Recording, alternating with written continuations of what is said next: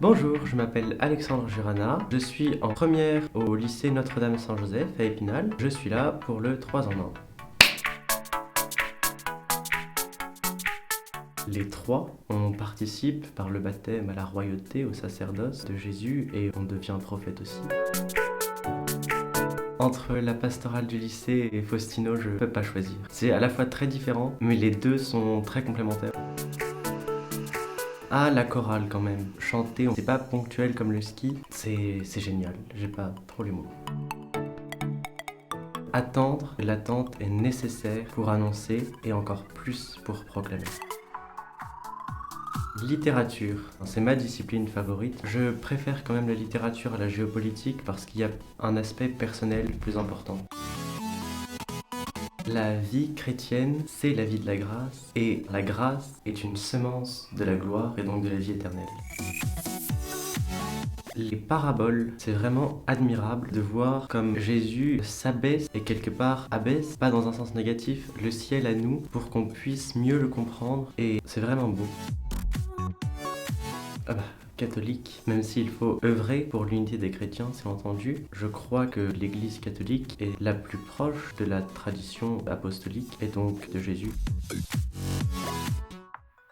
Je t'ai appelé par ton nom. Dieu est tellement grand, tellement loin de nous, et pourtant il nous aime, chacun de nous, infiniment, alors que, il pourrait se détourner de nous et dire non, je m'en fiche. Et non, il continue de nous aimer, il continue de nous appeler sans cesse, individuellement.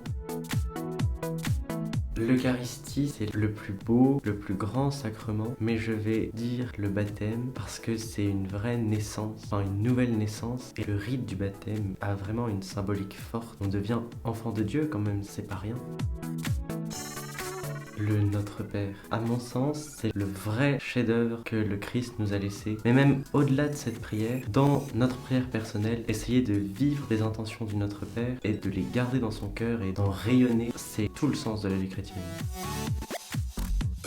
La Samaritaine est l'eau vive. Oui, Jésus-Christ est vraiment la source d'eau vive et vraiment, il puise pour nous et toutes les grâces qu'on peut obtenir, tout le bien qu'on peut faire, ça vient de lui et de ses mérites.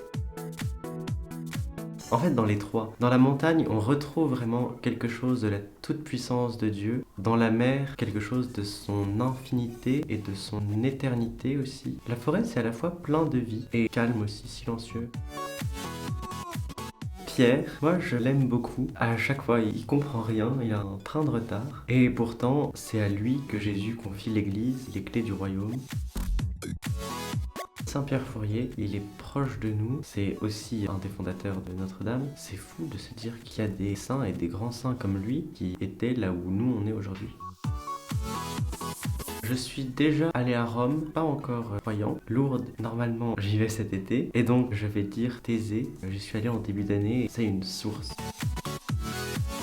Je crois que le moment le plus important de notre vie, c'est aujourd'hui, maintenant. Le passé, il faut le garder comme un bagage, et le futur, il faut le confier à Dieu.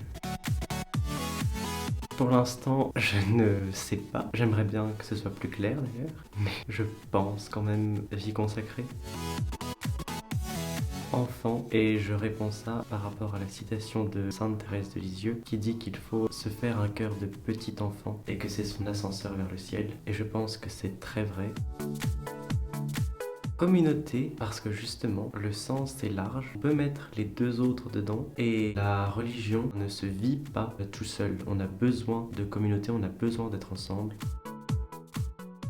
Je vais dire mort, parce qu'il faut mourir pour mieux renaître, et même mourir pour ressusciter, et c'est la signification du rite du baptême, et c'est par la mort qu'on entre dans la vraie vie qui est la vie éternelle.